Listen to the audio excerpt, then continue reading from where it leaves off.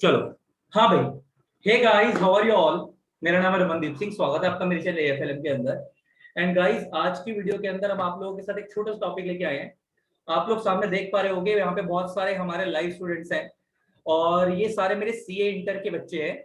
और इसके अंदर एक हमने अपने पास स्टूडेंट को बुलाया है। सीए इंटर में वो मेरे से पढ़ा था।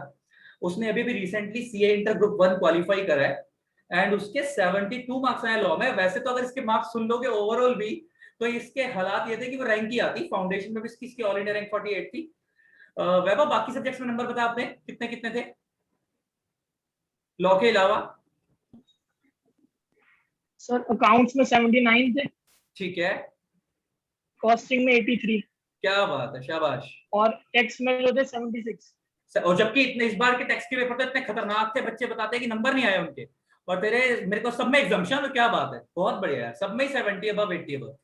क्या बात। तो वैभव, ये सामने जितने बच्चे बैठे हैं ना, सब तेरे जूनियर है।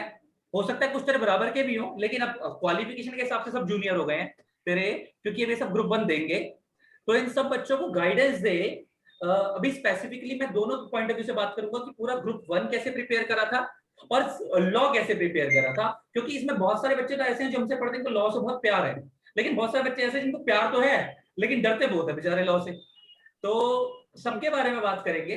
तो वैभव, इनको स्टार्टिंग से बता कि पहले तो ग्रुप 1 को कितने महीने में कंप्लीट करा था और आइडियली कितने टाइम में कंप्लीट हो जाना चाहिए, क्योंकि वो तो फेस टू फेस क्लास पे तो वहां टाइम वैसे भी ज्यादा लग जाता था। लेकिन आइडियली इन बच्चों के पास पूरा सिलेबस पड़ा हुआ है। अगर ये बच्चे नवंबर के लिए बोथ ग्रुप के लिए प्लान कर रहे हैं, तो इनको आइडियली कितने टाइम के अंदर ग्रुप 1 कंप्लीट कर लेना चाहिए इस नवंबर के हिसाब से? सर नवंबर के हिसाब से तो सर 3 to 4 मंथ्स में जो नॉर्मल, जैसे सर आपकी क्लासेस जो स्ट्रक्चर्ड है उस ठीक। हिसाब से जो सर आप टाइम टेबल देते हो उस हिसाब से फॉलो करना चाहिए। राइट। उतनी हाँ। मतलब विद इन टाइम पीरियड खत्म करें। और हाँ। फिर रिवीजन भी करनी है, तो इसलिए फिर थोड़ा सा टाइम टेबल को फॉलो करना जरूरी है बस। वैसे डेफिनेट डेफिनेटली, ये तो है ही। तो वैभव, अगर मैंने इन बच्चों को जो प्लानिंग बताई थी, मेरे हिसाब से दो ऑप्शन दिए थे मैंने इन लोगों को। बहुत सारे बच्चे इसमें से ऐसे हैं जो ये प्लान कर रहे हैं कि एक अटेम्प्ट स्किप करके अगले अटेम्प्ट में वोट देंगे, जैसे तूने करा था। मेरे को याद है तूने एक अटेम्प्ट स्किप करा था, लेकिन तू दे नहीं पाया तबियत खराब होने की वजह से। लेकिन मान्य ने भी याद होगा स्किप करके अगली बार में वोट दिए थे, है ना? तो इन बच्चों को मैंने अभी गाइडेंस ये दी थी। सब वो वाले बच्चे हैं जिन लोगों ने अभी रिसेंटली फाउंडेशन क्वालिफाई करा था। जनवरी का जो रिजल्ट आया, अभी वो जो ऑप्ट आउट वाले बच्चे या जो बीच वाले बच्चे, ये सब वही वाले हैं। तो इसके अंदर मैंने इन लोगों को टारगेट ये दिया कि आप लोगों का ग्रुप 1 का कोर्स अप्रैल एंड तक, नहीं तो 15 मई तक खत्म हो जाना चाहिए। 15 मई तक। अभी ये बहुत पहले से पढ़ ही रहे हैं। उसके बाद देखो, पता है कि ग्रुप 2 ग्रुप 1 से छोटा होता है। तो उसके लिए मैंने इनको क्या टारगेट दिया है कि ग्रुप 2 के अंदर आप लोगों का मई का हाफ, जून जुलाई अगस्त, 3.5 महीने में आप लोगों का ग्रुप 2 खत्म हो जाना चाहिए। क्योंकि इन लोगों के पास ना अपने हाथ में है सारी चीजें। तुम्हारे टाइम पे क्या था, तुम लोग बाउंड थे, क्योंकि तो टीचर ने फेस टू फेस में कराना है, उसी के अकॉर्डिंग होना है। इनके पास पूरा सिलेबस पड़ा हुआ है पहले से। ये सब वर्चुअल वाले बच्चे, है ना? तो मैं अगर ये अगस्त तक नहीं करेंगे, तो इनको सितंबर अक्टूबर, तू भी मानता है कि सितंबर और अक्टूबर, नवंबर में तो पेपर ही है, तो उसके लिए इनको टाइम ही नहीं होगा। तो 2 महीने तो कम से कम 2 ग्रुप की रिवीजन के लिए चाहिए। कम, वो भी कम ही पड़ जाएंगे, लेकिन फिर भी इतना तो सेल्फ स्टडी चाहिए, बाकी साथ साथ पढ़ते रहेंगे। तो वैभव, एक चीज इनको बता कि लॉ कैसे करा था और लॉ के लिए क्या क्या तैयारी करी थी, और पेपर में जो 72 मार्क्स है, ऐसी क्या स्ट्रेटेजी फॉलो करी थी जो 72 नंबर आ गए। ये तो अपने आप में बहुत बड़ा टास्क है। तो मैंने पॉइंट्स लिखे हैं, मैं वो साथ साथ बताते जाऊंगा। हाँ हाँ हाँ हाँ, डेफिनेटली। सर जैसे आपने मतलब कहते हो कि नोट्स बनाने जो, वैसे राइट जितने राइट ज्यादा सर आप नोट्स बना सकते हो, नोट्स हो गए, चार्ट्स हो गए, राइट जितने आप राइट। बना सकते हो उसको करना चाहिए। सेकंड सर, जो जो स्कोरिंग है, स्कोर करने के लिए कोई कोई जो जैसे सेक्शन होता है, आपने कहा था कि सेक्शन की लिस्ट बनानी चाहिए। राइट तो राइट राइट।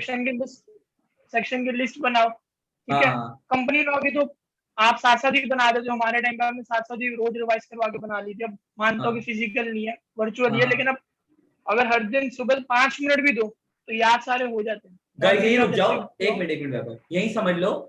सेक्शन लिखना मैंडेटरी है, जो मैं बार बार बोलता हूँ क्लास के अंदर। कंपनी लॉ के सेक्शन लिखना मैंडेटरी। किसी को अगर याद हो, तुम सारे बच्चे ऑलमोस्ट मेरे से फाउंडेशन पढ़े हो, तुम्हें याद हो मैंने फाउंडेशन में भी बोला था कंपनी लॉ के सेक्शन याद कर लेना, बाकी करना करो। याद है ना ये बात? फाउंडेशन में भी कंपनी लॉ के सेक्शन याद करने को मैंने मैंडेटरी बोला था। इंटर में तो कंपनी लॉ के करने ही है। कंपनी लॉ के सेक्शन हमेशा याद करने हैं, और उसको याद करने का तरीका बता देता हूं। कभी भी ना अल्फाबेटिक मतलब सेक्शन नंबर वाइज मत चलो कि सेक्शन 1 2 3 ऐसे याद करना है। सेक्शन याद करने का तरीका ये बुक के सीक्वेंस से याद करो। मतलब तुम्हारे चैप्टर 1 में पहले सेक्शन 2+20 आ रहा है कंपनी का, उसके बाद 2+11 आ रहा है बॉडी कॉर्पोरेट का, क्योंकि तुम उसी फॉर्मेट से पढ़ रहे हो, सेक्शन को उसी तरीके से लिखो। भले ही पहले 2+20 पढ़ा, बाद में 2+11 पढ़ा। अच्छा, इससे फायदा पता है क्या होगा? अगर तुम सीक्वेंस वाइज याद करोगे ना, तो तुम्हारे लोगों को सबसे बड़ी दिक्कत ये आनी है कि सीक्वेंस वाइज में पेपर सीक्वेंस वाइज कभी तो नहीं आता ना। वो ऐसे तो नहीं पूछेगा पहला क्वेश्चन सेक्शन 2 का होगा तो अगला सेक्शन 4 का होगा। तुमने पहले ही शफलिंग कर करके सेक्शन पढ़े होंगे, तो जैसे मर्जी पेपर घुमाएगा तुम्हारे को सेक्शन याद आ जाएगा पेपर के अंदर। ये बात समझ आती है? सेक्शन साथ साथ ही बनाने हैं। और जो उसने दूसरी बात बताई कि समराइज नोट्स बनाने जरूरी हैं, जो मैंने बताई थी तुम्हारे लोगों को कि जब भी पढ़ोगे 25% में कंटेंट समराइज करना है। बताई थी बात कि जितना भी करोगे उसको 25% समराइज करना है। अगर सपोज मैंने आज की क्लास में 4 पेज कराए, तो उसको 25% में तुम्हारे लोगों को समराइज करना है अपने हैंड रिटन नोट से। इससे क्या होगा कि जब तक रोज 4-4 पेज का अगर एक पेज में अपनी समरी बनाते जाओगे, तो जब तक 600 पेज की बुक एंड होगी तब तक तुम्हारे अपने हाथ के 150 पौने 200 पेज के नोट्स तैयार हो जाएंगे। तो पेपर से एक रात पहले 600 पेज की बुक पढ़ के जाना मुश्किल है, लेकिन अपने हाथ के बनाए हुए 150-200 पेज के नोट्स पढ़ना आसान है। तो यहां से भी हमने 2 सीख ले ली कि शॉर्ट नोट्स बनाने बहुत जरूरी है, साथ साथ ही बनाने हैं क्लास के साथ। और दूसरा, सेक्शन नंबर याद करने जरूरी है। उसके लिए 5 या 7 पेज लो, स्टेपल कर लो। जितनी क्लास आज की क्लास में सेक्शन पढ़े, सेक्शन का नाम, उसके आगे उसकी हेडिंग लिख ली।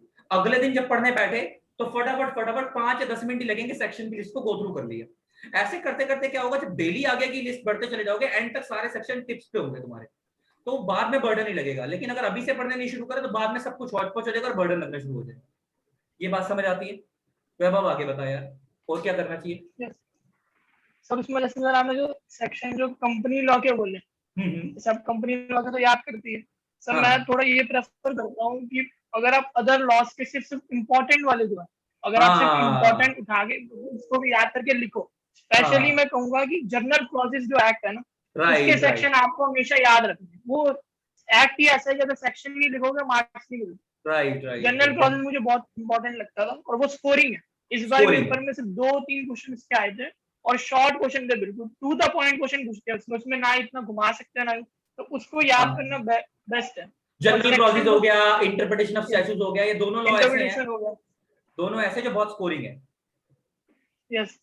अच्छा, एक चीज और तुम्हारे लोगों की चीज अब इससे सीखनी है। तुम्हें याद हो, अगर मैंने फाउंडेशन में भी चीज बोली थी, कंपनी लॉ के सारे सेक्शन याद करने हैं और अदर लॉस के सिर्फ वो सेक्शन याद करने हैं जो इंपॉर्टेंट है, बार बार रिपीट हो रहे हैं। कुछ याद है मैंने बताया था? वही ये बोल रहा है कि कंपनी लॉ के सारे याद करो, अदर लॉ में जितने इंपॉर्टेंट सेक्शन लग रहे हैं वो सारे याद करो। इंपॉर्टेंट अगर सारे नहीं भी कर पा रहे तो जितने इंपॉर्टेंट है जो बार बार रिपीट हो रहे हैं, तुम्हारे को पता लग रहा है क्योंकि बहुत सारे क्वेश्चन रिपीट होते हैं, उनको याद करो। आगे वैभव। आगे सर जो आप एग्जांपल्स देते हो, जैसे सर इंटरप्रिटेशन ऑफ स्टैच्यू में जो एग्जांपल्स है, उससे पहले तो उससे ही चीजें समझ आती है। चाहे वो फिर जनरल क्लॉजेस हो क्या इंटरप्रिटेशन, दोनों में जो भी एग्जांपल्स है, एग्जांपल्स आपके नोट्स में होने चाहिए। और प्रेफर है कि जो इंटरप्रिटेशन है उसके साथ आप पेपर में एग्जांपल लिखो, क्योंकि वो ज्यादा अच्छी प्रेजेंटेशन देता है और स्कोरिंग हो जाता है। और जैसे आप लोगों को अगर याद हो कि रूल ऑफ हार्मोनियस इंटरप्रिटेशन पढ़ा था, है ना, ये रूल ऑफ जस्टिस जनरस पढ़ा था, स्पेसिफिक प्रिवेल ओवर जनरल, इतने सारे जो तुमने मेरे से रूल पढ़े, तो मैं याद होगा मैंने हर एक रूल के ऊपर एग्जांपल्स लिखवाए थे ना, जिन बच्चों ने इंटरप्रिटेशन ऑफ स्टैट्यूट्स पढ़ लिया है। तो उन सबके वो ये कह रहा है कि अगर कोई पेपर में सपोज, और एक रूल आता ही है, ये मैंने तुम्हारे को पहले वीडियो में बताया था, कोई एक रूल डेफिनेटली आता है प्राइमरी रूल में से, तो उस रूल को खाली एक्सप्लेन नहीं करना, उसके साथ उसका एग्जांपल भी लिखना जरूरी है। जो मैंने क्लास में लिखवाया वही लिख सकते हो, तुम्हारे स्टडी मैट में कोई दिया हुआ कोई वो लिख सकते हो, अपने हिसाब से एग्जांपल बनाकर उसको लिखना जरूरी है। और वैभव? और सर और कुछ जैसे शॉर्ट रिवीजन वीडियोस आप अपनी वॉइस में बना सकते हो। जैसे कुछ मैंने डेफिनेशंस के बनाए थे, जैसे डिपॉजिट की बहुत बड़ी डेफिनेशन है, उसको याद करने के लिए टाइम लगता है, तो पहले चीजें समझ लो, फिर इसको शॉर्ट में जो मेन वर्ड्स है उसकी अपनी रिकॉर्डिंग में, जो मतलब अपनी वॉइस की रिकॉर्डिंग करके आप उसको कर लो, उसको 2-3 बार 4 बार सुनोगे, आपको आराम से याद हो जाएगा, अब लिख पाओगे। तो मैंने उसमें जैसे डेफिनेशंस की बना ली थी। इवन डेफिनेशंस के जो सेक्शन को याद करना, आप अगर भूलते हो तो आप उसको रिकॉर्ड कर लो। मैं ऐसे करता था, मैंने हर चैप्टर के जो सेक्शंस है उनकी एक रिकॉर्डिंग बना ली, और उसको सिर्फ 2-3 बार सुना सारे सेक्शन। इवन मैंने अदर लॉस के सेक्शन भी कवर कर लिए थे, काफी याद ही हो गए थे वो करते करते। अब ऐसे कर सकते हो। और साथ में जो मतलब जो सर MCQ आया उसमें जैसे जो केस स्टडीज है, ये सब पहली प्रैक्टिस मतलब कर लेनी चाहिए। वैभव एक बात बता, जैसे मैं क्लास के अंदर ये जो लिंकिंग करता हूँ चीजों की, सेक्शनों की, क्या वो पेपर में फायदा देती हैं केस स्टडीज के बेस पे जब हम लोग इम्पैक्ट समझ रहे होते हैं? सर देती, यस सर। अगर सर उसका मीनिंग आपको पता, प्रैक्टिकल लिंकिंग, प्रैक्टिकल मतलब पाथ के साथ आप लिंक करते हो, तो हाँ फायदा देगा ही देगा 100% हर जगह। कई क्वेश्चंस में भी ऐसी आया था कि जैसे उन्होंने एक इस बार पेपर में भी आया था कि उन्होंने ये सेक्शन यूज करके ड्राफ्ट करा, आप देखो इसमें क्या क्या एरर है, तो ये तो प्रैक्टिकल के साथ ही आप समझ सकते हैं। हाँ हाँ। तो ये देख लो कि जो हम लोग प्रैक्टिकल इम्प्लीकेशन सीखते हैं ना, उसका फायदा मिलेगा। जो मैं सेक्शंस लिंकिंग कर रहा होता ना बैठ के क्लास के अंदर, कि इस सेक्शन को उस सेक्शन पे क्या इम्पैक्ट पड़ रहा है। तुम लोगों ने वीडियो में देखा होगा, हमने 2+20 को 2+11 से लिंक करा, फिर 2+42 से लिंक करा, और ऐसे अलग अलग जगह जगह पे जो मैं लिंकिंग करता हूँ, वो तुम्हारे को पेपर में बहुत फायदा देगा आगे जाके। वो बहुत चीजें ना, एक और एक चीज समझनी बहुत जरूरी है। बच्चा ना बहुत मिस इंटरप्रेट करता है, एक एक वर्ड पे ध्यान देना है। जैसे तुम्हारे को अगर याद हो, मैंने वैभव के टाइम पे भी चीज बताई थी, बच्चे गलती करते थे। मैंने इसकी जो मान्य जो लड़की टॉपर निकली, तुम्हें पता है, उसकी मैंने एक बार शीट चेक करी थी और उसने भी वो गलती करी थी, और उसको मैंने सुनाया था, उसके बाद दोबारा कभी गलती नहीं करी। तुम्हें याद होगा होल्डिंग सब्सिडरी वाले कंसेप्ट में मैंने चीज समझाई थी कि एक कंपनी की 2 से ज्यादा लेयर सब्सिडरी नहीं हो सकती, और उसने रट लिया कि 2 से ज्यादा सब्सिडरी नहीं हो सकती, और वो टेस्ट में लिख के चली गई कि 2 से ज्यादा सब्सिडरी नहीं हो सकती। जबकि तुम्हें याद होगा मैंने बताया था, a company can have an number of subsidiary. Subsidiary होने में कोई लिमिट नहीं है, लेयर सब्सिडरी में 2 से ज्यादा नहीं हो सकती। ए के नीचे बी के नीचे सी। लेकिन अगर ए के नीचे 100 सब्सिडरी है तो जितनी मर्जी बनाओ, कोई दिक्कत नहीं है। तो उन्हें कहने को छोटा छोटा वर्ड होता है, लेकिन इसका इम्पैक्ट बहुत बड़ा है। हाँ, होली ऑन सब्सिडरी वाला, वो लेयर में काउंट नहीं होती, वो वैसे एग्जांपल है। तो ये बहुत सारी चीजें हैं जो प्रैक्टिकली अगर अभी नहीं समझ आई ना, तो पेपर तुम्हारा मजाक बना देगा। वहां पे ना एक एक लाइन को, एक एक वर्ड को पकड़ के क्वेश्चंस बनाते हैं वो लोग। जैसे डिपॉजिट चैप्टर हो गया, अब वो इतना टेक्निकल चैप्टर है कि उसमें कहीं से भी कुछ भी पकड़ के पूछ सकते हैं। डिबेंचर्स वाले चैप्टर में डिबेंचर ट्रस्टी की डिस्क्वालिफिकेशन हो गई, और वो ऐसे ऐसे पॉइंट्स है कि मतलब किसी भी पॉइंट को पकड़ कर कुछ भी पूछते हैं। तो तुम्हारे लोगों में ना थोड़ा सा तुम्हारा फाउंडेशन का, थोड़ा नहीं बहुत ज्यादा लेवल अप होने वाला है यहाँ पे। और जो तुम लोगों ने फाउंडेशन निकाला, वो अपने आप में एक बहुत अच्छी चीज थी कि फाउंडेशन, लेकिन फाउंडेशन और इंटर के लेवल में एक फर्क समझो कि फाउंडेशन में जो रिजल्ट आता है हमारे इंस्टीट्यूट का, वो आता है 45 से 50% के आसपास, कभी कभी 40, बहुत मर जाएगा तो 30% के आसपास। लेकिन इंटर का रिजल्ट 10, 12, 15% से ऊपर टापता ही नहीं है कभी। तो आप ये समझो कि अगर फाउंडेशन में 100 में से 40 बच्चा पास हो रहा था, तो इंटर में 100 में से 15 बच्चा पास होगा। तो आप लोगों को पहले से ही उसके हिसाब से प्लानिंग करके चलनी पड़ेगी, क्योंकि रिजल्ट ज्यादा टाइट होता है ना। और अच्छा वैभव, एक बात बता, ये शॉर्ट नोट्स बनाने जरूरी है, वो तो मैं समझ गया, लेकिन क्या खाली फटाफट कोई भी पैराग्राफ स्किप कर सकते हैं? नहीं नहीं ना, क्योंकि एमसीक्यू आएगा तो कहीं से भी कुछ भी पूछ सकता है वो, उसका क्या रेलेवेंस? तो सर यस सर, एमसीक्यू तो वो तो इवन एक एक लाइन का भी आप कह रहे हो कि डिपॉजिट जैसे डेफिनेशन है, उसमें इतने सारे पॉइंट्स हैं, बीच में से एमसीक्यू बना लेंगे। कई बार वो क्वेश्चन में डाल देते हैं कि ये डिपॉजिट्स है नहीं है, ये उसकी डेफिनेशन। तो कोई लाइन मिस करना बड़ा मुश्किल है। मतलब मैं ये बोलूंगा कि आप स्किप मत करें कोई भी चैप्टर, चैप्टर सारे करने चाहिए। हाँ, ये कि इंपॉर्टेंस कितनी देनी है आप वो देख सकते हैं। सिलेक्टिव स्टडी नहीं करनी 100%। हाँ वैभव आगे। और सर ये होता है कि जैसे कुछ चैप्टर बड़े बड़े, जैसे मुझे जो पर्सनल ओपिनियन था, जैसे नेगोशिएबल था, वो बहुत बड़ा मतलब चैप्टर इन्होंने दिया, लेकिन आता कुछ उन्हीं गिने चुने पोर्शन में। सिलेक्टेड टॉपिक आते हैं, होल्डर इन ड्यू कोर्स पे बार बार पकड़ लेते हैं, है ना, वो जनरल क्रॉसिंग, स्पेशल क्रॉसिंग को पकड़ लेते हैं, गिने चुने सिलेक्टेड टॉपिक्स आते हैं उसके अंदर से। Right right right. उसमें उसका बेटर है उसको समझने के लिए क्वेश्चन बैंक जो है, जो आप पीछे क्वेश्चंस लिखते हो पिछले पेपर हो गए, वो जरूर करना चाहिए। क्वेश्चन बैंक अगर हमने मिस किया, ये लो एक नई चीज सीख लो, मैंने भी ऑब्जर्व किया कि कुछ क्वेश्चंस रिपीट होते हैं। कुछ क्वेश्चंस जो है सेम रिपीट होंगे, सिर्फ नाम चेंज कर देंगे, एबीसी की जगह एक्सवाइजेड कर देंगे। जो मेरी बुक के पीछे क्वेश्चन आंसर्स डले हुए हैं, आरटीपी, एमटीपी, पास्ट एमटीपी, वो सारे करके जाने हैं, एक भी नहीं छोड़ना, कोई भी क्वेश्चन छोड़ना नहीं है, और सारे के सारे क्वेश्चन करने हैं। हर चैप्टर के पीछे मैंने पहले डाल रखे हैं तुम्हारे लिए, तो मैंने बहुत कुछ ऑलरेडी बहुत कुछ सिंप्लीफाई कर रखा है। और सबसे बड़ी खासियत देखो, तुम्हारे स्टडी मैट के अंदर एक बार को सेक्शन अलग तरफ होता है, रूल अलग तरफ होता है। मेरी बुक में तो सेक्शन के साथ किस रूल का इंपैक्ट है वो भी डला हुआ है, किस सेक्रेटरी स्टैंडर्ड की लिंकिंग है वो भी वहीं पर डली हुई है। तो तुम्हारे को तो, जबकि तुम्हारे कोर्स में एसएस है ही नहीं, लेकिन मैंने जनरल मीटिंग के अंदर एसएस भी डाल रखे थे, सेक्रेटरी स्टैंडर्ड डिविडेंड वाले चैप्टर में भी डाल रखे हैं। तो वो भी जरूरी है, क्योंकि उनका कंप्लीट एनालिसिस वहीं से निकलता है। तो ये चीज बिल्कुल नहीं छोड़नी है। अच्छा वैभव, ये लॉ के बारे में बहुत कुछ हमने इनको बताया, इसके अलावा कुछ, क्योंकि तेको पता है कि ग्रुप तो पूरे पे ही निकलेगा, खाली लॉ से तो निकलेगा नहीं, इसके अलावा अदर सब्जेक्ट्स के लिए इनको क्या टिप देगा, इनको कैसे मैनेज करना चाहिए? और जैसे टैक्स का कोर्स वाइड है, तो इन्हें कैसे मैनेज करके चलना है? टैक्स तो सबसे बड़ा तेको पता है ग्रुप 1 के अंदर, वो कैसे करें, ये लोग कैसे मैनेज करके चलना चाहिए ताकि टाइम से निकालें, और इनको कितना कितना क्या हिसाब रहना, क्या प्लानिंग रहनी चाहिए तेरे हिसाब से इनकी? सर जो टैक्स का जो सर कोर्स है उसमें सर अगर स्कोरिंग पॉइंट है तो जो जीएसटी है, मतलब जो इनडायरेक्ट टैक्स है वो सबसे ज्यादा स्कोरिंग है। उसके चैप्टर्स लगते ज्यादा है, लेकिन अगर आप एक दो बार कर लो और क्वेश्चंस जो मैंने ऑब्जर्व किए, जितने क्वेश्चंस बैंक मैंने देखे, मैंने सारे पीछे पिछले सालों के MTP RTP GST indirect tax में करे थे मैंने, तो उसके क्वेश्चंस अभी भी उतने लिमिटेड ही है, बढ़ा नहीं रहे उतना। मैंने नहीं देखा कि ज्यादा बहुत ज्यादा बढ़ा दिए उन्होंने या क्वेश्चंस करना मुश्किल है, ऐसा नहीं है, लिमिटेड ही होते हैं, लिमिटेड रहते हैं। हाँ, जो इनकम टैक्स है वो बढ़ता जा रहा है। इनकम टैक्स में थोड़ी आपको क्या लो कि सिलेक्टिव होना ही पड़ता है कई कई जगहों पर, लेकिन जो अगर उसमें टोटल इनकम का भी क्वेश्चन आ गया, तो आपको सारे हेड्स पता होने चाहिए, तो फिर आपको पढ़ना तो सारे चैप्टर ही पढ़ेंगे, वो तो है। उसमें भी यही था कि नोट्स बनाओ अपने, सारे सेक्शन की लिस्ट बना ली, बाद में बिल्कुल सेक्शन पढ़ते गए, उसको माइंड में सोचा कि हाँ यार ये पॉइंट तो इम्पोर्टेंट, चलो ये लिमिट थी, ये याद कर लिया, बस उसको बार बार मैं रिपीट करता गया। इससे मुझे अभी तक सारी लिमिट्स अभी तक याद है, इवन कंपनी लॉ के सेक्शन में अभी तक बोल सकता हूँ। हाँ बोलो, इवन अदर लॉस के भी याद रहे हो जाते हैं। क्या बात है यार, क्या बात है, बहुत बढ़िया, बहुत बढ़िया कि सारे सेक्शंस याद होना अभी तक, वो भी अटेम्प्ट करने के बाद। जैसे मैं भी कई बार अच्छा बच्चों को, अब तो मेरे साथ तो क्या हो गया, पढ़ा पढ़ा के ऐसे याद हो गए हैं कि अगर आज के तो मेरी नस भी काट देगा, 2-4 सेक्शन बाहर ही आ जाएगी, है ना। लेकिन इतना टाइम हो गया पढ़ाते पढ़ाते, लेकिन मेरे को आज भी लगता है कि सेक्शन याद करना बहुत फायदा देता है। तुम खुद सोचो कि अगर तुम पेपर के अंदर पेपर देने जा रहे हो और तुम्हारे को सेक्शन, एक बच्चा पूरा प्रॉपर सेक्शन के साथ आंसर कोड कर रहा है और दूसरा बच्चा जो है वो खाली एज पर प्रिस्क्राइब सेक्शन करके आंसर लिख के आ रहा है, दोनों का आंसर ठीक है, लेकिन तुम अगर चेक करो, तुम अपने दिल से बताओ तुम किसको आंसर नंबर ज्यादा दोगे? तुम्हें लगेगा कि यार जिस बच्चे ने सेक्शन कोड करा यार उसको उसकी मेहनत का कुछ नंबर ज्यादा मिलना चाहिए एज कम्पेयर टू दूसरे बच्चे से, है ना। तुम खुद भी अपने आप को रख के देखो तो तुम्हें लगेगा, पता है। मगर ऐसा हम अभी नहीं सोचते, जब हम पेपर दे के आते हैं हम यही सोचते हैं यार हमने लिखा तो सब सही है, भगवान पूरे 5 नंबर दे दे, क्या हो गया सेक्शन नहीं लिखा तो, क्योंकि हम अपने आप को, वो अपने आप को उस जगह रख के सोचते हैं।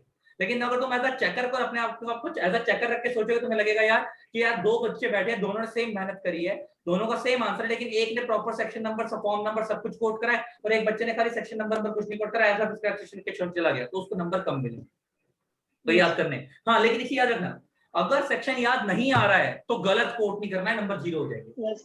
ये चीज बिल्कुल ध्यान रखना है। मैंने वैभव पे मेरे ख्याल से एक आध बार नंबर 0 करा है, वैभव करा था मैंने, तेरे टेस्ट में करा था, किसी और का करा था मेरे को याद नहीं, मैंने किसी बच्चे का क्लास के टेस्ट में 0 करा हुआ है नंबर। तेरा करा है वैभव?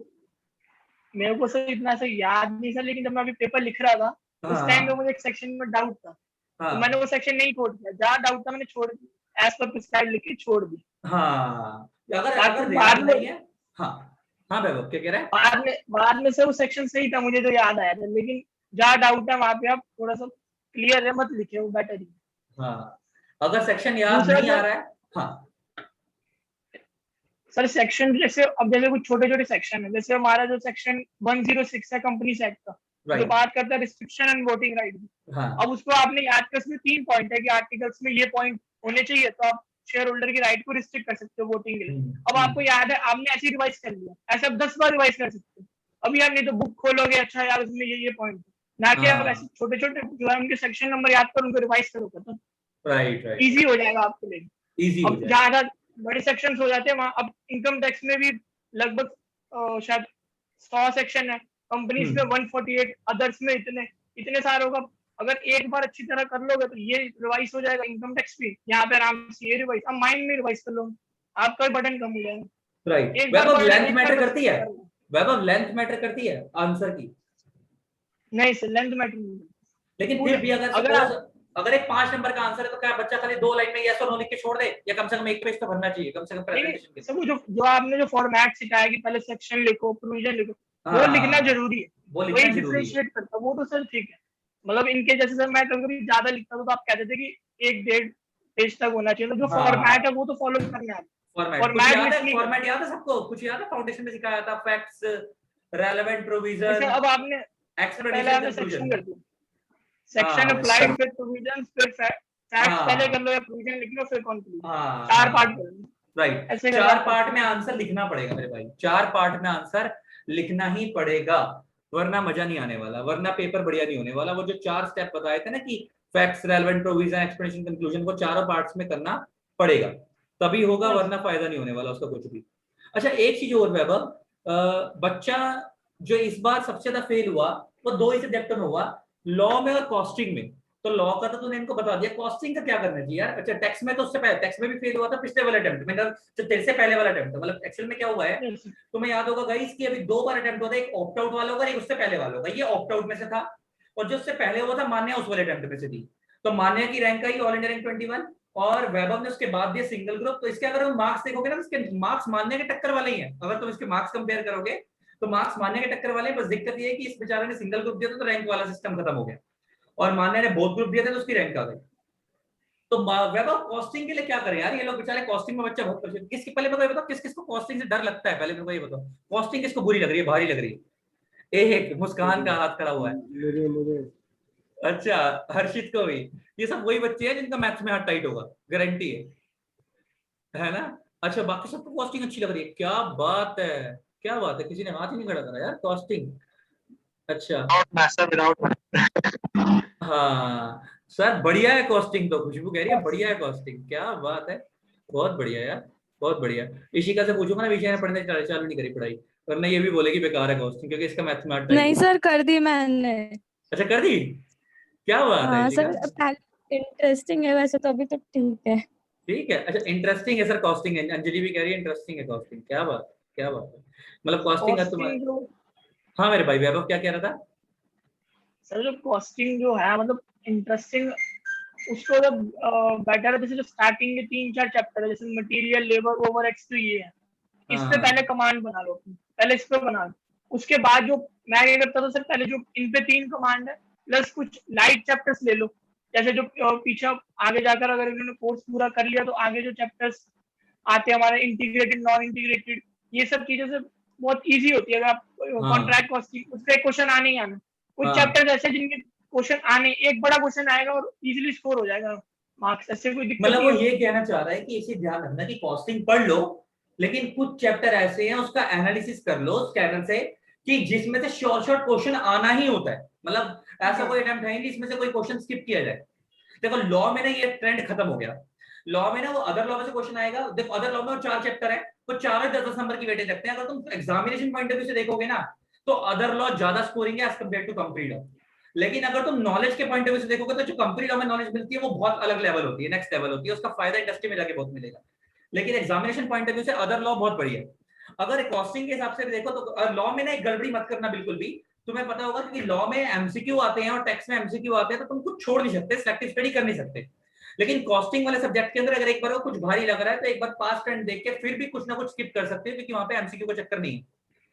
एमसीक्यू नहीं है ना वैभव उसमें, अकाउंट्स के अंदर कॉस्टिंग में क्या है?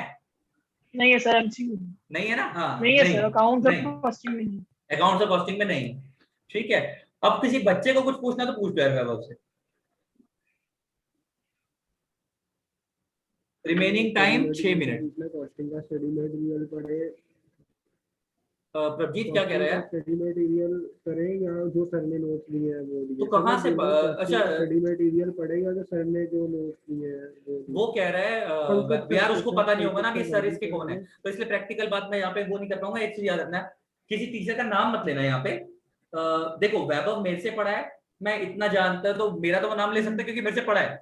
लेकिन ना कॉस्टिंग के टीचर यहाँ पे अलग अलग बच्चों के अलग अलग है, पहले बता रहा हूँ मैं यहाँ पे। बहुत सारे बच्चे रजौरी वाले सेंटर के हमें टीचर, जो हमारे अमित सर है वहां से पढ़ रहे हैं, बहुत सारे बच्चे एक नमित सर है वहां से पढ़ रहे हैं, बहुत सारे बच्चे किसी और टीचर से पढ़ रहे हैं। तो ना वो नहीं बता पाएगा वैभव की स्टडी मैट से, क्योंकि उसको जिस टीचर की बुक का अंदाजा, जैसे मैं बोलता हूँ मेरी बुक पढ़ लो, वो अपने आप में सफिशिएंट है। तो मैं बहुत, अगर रेयर स्टडी मैट में कुछ इक्के दुक्के टॉपिक मिल जाए तो मिल जाए, कि मेरी बुक अपने आप में कंप्लीट होती है। लेकिन वो किसी और का नहीं बता पाएगा, क्योंकि उसको अपने टीचर का तो पता है, किसी और टीचर का पता नहीं है कि उसकी बुक में कितना कंटेंट कवरेज है। तो उसके हिसाब से बता ही नहीं पाएगा कि वो टीचर की बुक करनी है स्टडी मैट करना है। लेकिन फिर भी वैभव, स्टडी मैट जब तूने पढ़ी थी तो सर की ही बुक करी थी या स्टडी मैट अलग से करा था? नहीं, तो पहले तो सर की बुक ही करी थी, हाँ और फिर जो स्टडी मैट में क्वेश्चंस देखे जो सिमिलर है वो तो पहले ही हो गए, फिर जो बच गए थे उनको कर लिया। अच्छा, बाकी जो सर की बचे बुक सफिशिएंट।